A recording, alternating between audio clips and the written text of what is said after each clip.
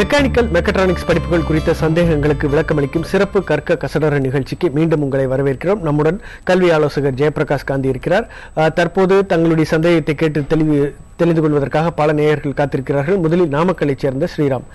உங்களுடைய சந்தேகங்களை கேளுங்க. ஸ்ரீராம். Hello sir.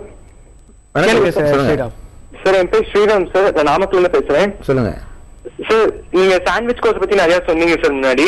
இது இப்ப நார்மல் கோர்ஸ்க்கு சாண்ட்விச் கோர்ஸ் எடுத்துட்டீங்கன்னா எதுக்கு ஜாப் ஆப்பர்ச்சுனிட்டிஸ் அதிகம்? புதுசா எஸ்எஸ் கோர்ஸ்ங்க சார், அது என்ன, அதை பத்தி கொஞ்சம் சொல்ல முடியுமா? இல்ல, எஸ்எஸ்ங்கிறது ஃபர்ஸ்ட் வந்து ஓகே ஓனா சொல்லிடுறேன். சாண்ட்விச் கோர்ஸுக்கு வாய்ப்புகள் ஜாஸ்தியோ அல்லது வந்து ரெகுலர் 4 இயர்ஸ் கோர்ஸ்க்கு வாய்ப்புகள் ஜாஸ்தினா ரெண்டும் ஆல்மோஸ்ட் ஈக்குவல் தான். பட் என்ன இருந்தாலும் ஒரு சாண்ட்விச் கோர்ஸுக்கு வந்து அவங்களுக்கு வந்து ஒரு பிராக்டிக்கல் எக்ஸ்போஷர் கொஞ்சம் ஜாஸ்தியா இருக்கு. பட் வந்து இண்டஸ்ட்ரி, எங்களுடைய எக்ஸ்பீரியன்ஸ்ல வந்து நாங்க சொல்றோம், இண்டஸ்ட்ரி வரும்போது ரெண்டு பேருக்குமே ஆல்மோஸ்ட் ஈக்குவலா தான் வந்து ட்ரீட் பண்றாங்க. ஸோ அதனாலதான் நீங்க பாத்தீங்கன்னா இத்தனை வருஷமா நீங்க வந்து கட் ஆஃப் கூட பாத்தீங்கன்னா ஃபர்ஸ்ட் இப்போ உதாரணத்துக்கு மெக்கானிக்கல் ஃபர்ஸ்ட் முடியும், அதுக்கப்புறம் தான் மெக்கானிக்கல் சாண்ட்விச் எடுப்பாங்க. ஸோ அதனால வந்து ஃபர்ஸ்ட் சாய்ஸ் என்ன வந்து மெக்கானிக்கல் 4 இயர்ஸ் கோர்ஸ், அதுக்கப்புறம் நீங்க 5 இயர்ஸ் கோர்ஸ் கொடுங்க. அடுத்தது வந்து எஸ்எஸ்ன்னு போறது வந்து இப்போ வந்து சாண்ட்விச் கோர்ஸ் வந்து doesn't come under aided, it comes under self supporting. எஸ்எஸ்ங்கிறது அங்க மென்ஷன் பண்ணுது உங்களுடைய இதுல அந்த ப்ராஸ்பெக்ட்ஸ்லயோ இல்ல வந்து இதுல கவுன்சிலிங்ல எஸ்எஸ் போட்டிருந்தா கவர்மெண்ட் எய்டட்ல அது வந்து எஸ்எஸ் வந்து நார்மலி கவர்மெண்ட் எய்டட் காலேஜ்ல நீங்க பார்க்க முடியும், இல்ல யூனிவர்சிட்டி டிபார்ட்மெண்ட் காலேஜ்ல பார்க்க முடியும். எஸ்எஸ்ங்கிறது செல்ஃப் சப்போர்ட்டிங். ஃபீஸ் மட்டும் தான் ஜாஸ்தியா இருக்கும் இல்லையா, மற்றபடி எந்த டிஃபரன்ஸ் கிடையாது. ஒரே ஒரு டிஃபரன்ஸ் வந்து ஃபீஸ் மட்டும் தான், ஒரு 20,000 ரூபாய் ஜாஸ்தியா இருக்கும் இல்லையா, மற்றபடி எந்த ஒரு டிஃபரன்ஸும் கிடையாது. உதாரணத்துக்கு வந்து இப்போ வந்து பிஹெச்டி எடுத்துக்கோங்க, இசி வந்து நார்மல் போட்டிருக்கோம், அப்புறம் இசி எஸ்எஸ் போட்டிருக்கோம்.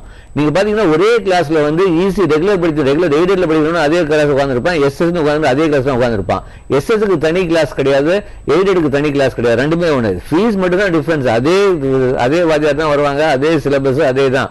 சோ எந்த ஒரு மாற்றம் கிடையாது. எஸ்எஸ் பொறுத்த வரைக்கும் செல்ஃப் சப்போர்ட்டிங், ஃபீஸ் ஒரு 20,000 ரூபாய் 30,000 ரூபாய் ஜாஸ்தி வரும், அவ்வளவுதான். நாமக்கல்லை சேர்ந்த மேலும் ஒரு நேயர் காத்திருக்கிறார், சஞ்சீவ் கிருஷ்ணா. உங்களுடைய சந்தேகங்களை கேளுங்க சார். ரோபோட்டிக்ஸ் மெக்கட்ரானிக்ஸ் டிஃபரன்ஸ், அதோட ஸ்கோப் என்ன சார்? இல்ல, இப்ப ரோபோட்டிக்ஸ் வந்து நீங்க பாத்தீங்கன்னா தமிழ்நாடுல பிஹெச்டி டெக் மட்டும் தான் கொடுக்குறாங்க. மெக்கட்ரானிக்ஸ் வந்து ஆல்மோஸ்ட் சிமிலர் தான், ஒரு 4-5 சப்ஜெக்ட் தான் வித்தியாசம் இருக்கும் இல்லையா, மற்றபடி பேசிக் சப்ஜெக்ட்ஸ் எல்லாமே வந்து கவர் ஆகும். ஸோ வந்து நீங்க வந்து இப்போ எப்படி நீங்க கேள்வி கேட்கறது எப்படி இருக்கீங்கன்னா, சார் எலக்ட்ரானிக்ஸ் இன்ஸ்ட்ருமெண்டேஷன் கண்ட்ரோல் அதுக்கு டிஃபரன்ஸ் சொல்லணும், இல்ல கம்ப்யூட்டர் சயின்ஸுக்கு ஐடிக்கு வித்தியாசம், அந்த மாதிரி தான் இருக்கு. பெரிய வித்தியாசம் கிடையாது, நார்மல் ஒரு 5-6 பேப்பர் வித்தியாசம் இருக்கலாம். ஸோ அதனால அவ்வளவு டீப்பாலாம் உங்களுக்கு வந்து அது தேவை கிடையாது. தைரியமா பிஹெச்டி மாதிரி கல்வியில் உங்களுக்கு இன்ட்ரெஸ்ட் இருந்துச்சுன்னா தாராளமா எடுக்கலாம். குவைத்தை சேர்ந்த சந்திரன் என்ற நேயர் காத்திருக்கிறார். சந்திரன், உங்களுடைய சந்தேகங்களை கேளுங்க. சார், நான் குவைத்திலிருந்து கால் பண்றேன் சார். சந்திரன் பையன் வந்து 170.5 கட் ஆஃப் எடுத்திருக்கான் சார். சொல்லுங்க சார். சார், நான் குவைத்திலிருந்து சந்திரன் பேசுறேன் சார். சொல்லுங்க பேசுங்க சந்திரன். எடுத்துருக்கேன் சார். இப்போ வந்து அவனுக்கு வந்துட்டு நாங்க மெக்கானிக்கலும் ட்ரை பண்றோம், இசியும் ட்ரை பண்றோம் சார். சரிங்க. கட் ஆஃப்ல இப்போ வந்து கோர் கம்பெனிஸ்ல வந்துட்டு மெக்கானிக்கலுக்கு கிடைக்கிற அதே மாதிரி ஆப்பர்ச்சுனிட்டி இசியும் இருக்கா சார், இல்ல நமக்கு மெக்கானிக்கலுக்கு மட்டும் தான் நம்ம ப்ரெஃபரன்ஸ் அதிகமா இருக்கா சார் கோர் கம்பெனிஸ்ல? இல்ல, கோர் கம்பெனிஸ் வந்து மெக்கானிக்கல், இசி, ட்ரிபிள் எல்லாத்துலயுமே இருக்கு. பட் நார்மலி நம்மளுடைய இதுல பாத்தீங்கன்னா இசி ஸ்டூடெண்ட் வந்து 90% எலக்ட்ரானிக்ஸ் கம்யூனிகேஷன் ஸ்டூடெண்ட் வந்து ஐடி செக்டாருக்கு தான் போறாங்க. ஸோ அப்படி பார்க்கும்போது கோர் கம்பெனி ஜாப் ஜாஸ்தி பார்த்தீங்கன்னா மெக்கானிக்கல், சிவில், எலக்ட்ரிக்கல், அதுக்கப்புறம் தான் வந்து எலக்ட்ரானிக்ஸ் அண்ட் கம்யூனிகேஷன் வரும். பிகாஸ் நம்மளே வந்து ஐடி கம்பெனிஸ் வந்து நிறைய ஈஸி ஸ்டூடெண்ட்ஸும் எடுக்கிறாங்க. ஸோ அது நீங்க வந்து கோர் கம்பெனி ஜாப் வேணும்னா நீங்க மெக்கானிக்கல், ட்ரிபிள், சிவில் இந்த 3ல ஏதாச்சும் ஒன்று எடுக்கிறது தான் பெட்டர். ஐடி ஓகே, ஈஸி எடுத்தா ஓகே. நான் ஒரே ஒரு அட்வைஸ் சொல்றேன், எலக்ட்ரானிக்ஸ் கம்யூனிகேஷன் நீங்க எடுத்தீங்கன்னா ஐடி ஃபீல்டு போறதுக்கு உங்களுடைய மைண்ட் செட் இருக்கணும், அதுதான் எங்களுடைய அட்வைஸ். சார், இப்போது ஒரு கேள்வி. அதாவது பலரும் கேள்வி கேட்பவர்கள் மெக்கானிக்கல் பிரிவை தேர்ந்தெடுக்கிறார்கள். முன்பு கம்ப்யூட்டர் சயின்ஸுக்கு இருந்த அதே அளவுக்கான வசதி இதற்கும் இருக்கிறது. இதனால் எதிர்காலத்தில் 4 ஆண்டுகளுக்கு பிறகு இவர்களின் எண்ணிக்கை அதிகரிக்கும் நிலையில் வேலை வாய்ப்புகள் எந்த அளவுக்கு இருக்கும் என்று எதிர்பார்க்கலாம்? சார், அது வந்து நல்ல கேள்வி சார். அதாவது இந்த அளவுக்கு நீங்க பாத்தீங்கன்னா நிறைய கல்லூரிகள்ல மெக்கானிக்கல்லாம் பாத்தீங்கன்னா ஒரு காலத்துல வந்து ஏஐசிடி வரும் 120 சீட் தான் வச்சிருந்தாங்க. இன்னைக்கு நிறைய கல்லூரிகள் even they've gone up to 240 seat. number of seats in mechanical have increased tremendously. நீங்க வந்து 3 பிரான்ச் இசி மெக்கானிக்கல் தான் அதிக நம்பர் ஆஃப் ஸ்டூடெண்ட்ஸ் வந்து வெளியே வர போறாங்க. அவங்க வெளியே வரும்போது அப்ப இத்தனை பேருக்கு வேலை வாய்ப்பு அப்படின்னா அதுக்காக வேலை வாய்ப்பு இல்லைன்னு சொல்றேன். யார் எந்த கல்லூரியில இருந்து படிக்கிறீங்க, எப்படி படிக்கிறீங்க, உங்க திறன் இதை வச்சுதான் உங்களுக்கு ஜாப் சார்.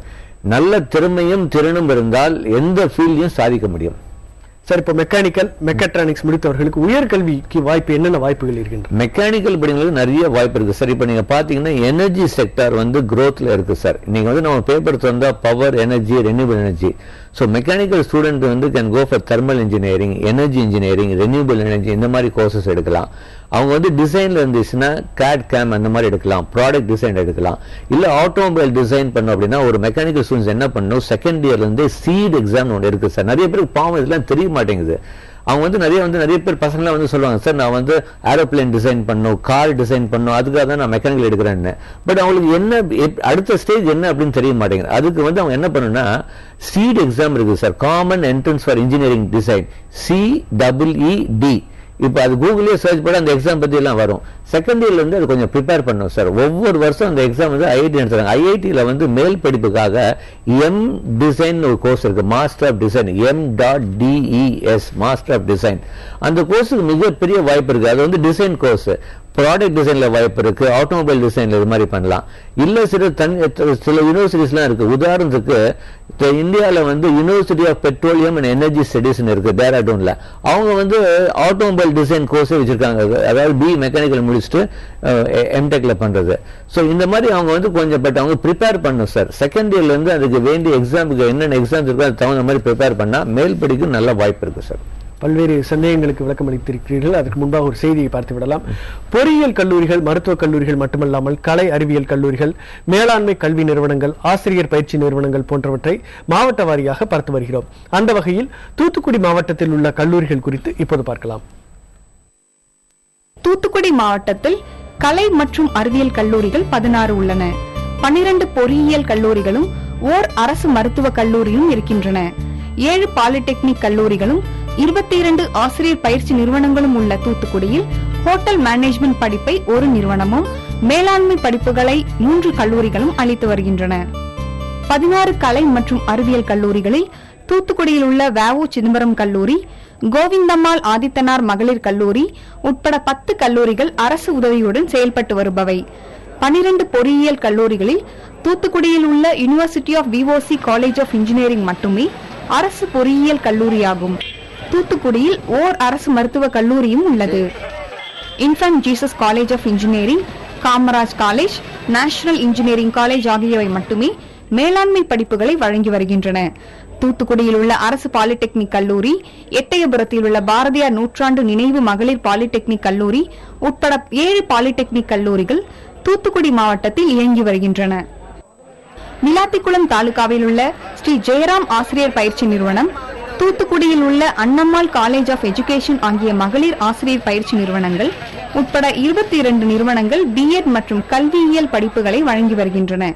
தூத்துக்குடியில் உள்ள VVJ Institute of Hotel Management நிறுவனம் மட்டுமே ஹோட்டல் மேனேஜ்மெண்ட் படிப்பை அளிக்கிறது. புதிய தலைமுறைக்காக சவிதா. மெக்கானிக்கல் மற்றும் மெக்கட்ரானிக்ஸ் படிப்பு குறித்த பல்வேறு சந்தேகங்களுக்கு விளக்கமளித்த திரு ஜெயபிரகாஷ் காந்தி அவர்களுக்கு நன்றி. மேலும் பல அண்மை செய்திகள், தகவல்களுடன் மீண்டும் உங்களை சந்திக்கிறோம். இணைந்திருங்கள் புதிய தலைமுறை.